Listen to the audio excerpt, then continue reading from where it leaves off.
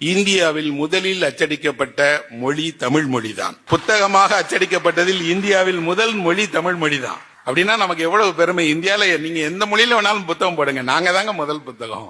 அந்த முதல் புத்தகம் எங்காவது நீங்க பார்த்திருக்கிறீங்களா? அல்லது எங்காவது நம்ம பார்க்கணும்னு விரும்பினாங்கன்னா கிடைக்குமா என்றால் முதல் புத்தகம் கிடைக்காது. நான் சொன்ன குட்டன்பர்க் கதை தான். 11 புத்தகம் தான் அச்சிடப்பட்டது. 11 புத்தகத்தினுடைய ஒரு பிரதியை நாம விரும்பினாலும் பார்க்க முடியாது.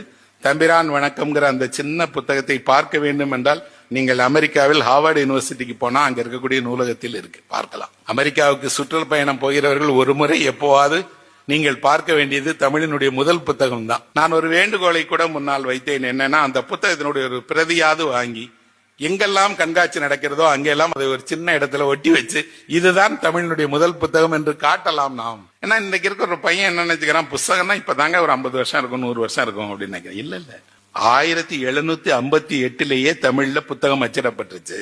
புத்தகம் என்பது தமிழ் மொழியில வந்துருச்சு. நீண்ட வரலாறு உடையது என்பதை இந்த தலைமுறைக்கு நாம தெரியப்படுத்தணும்ல.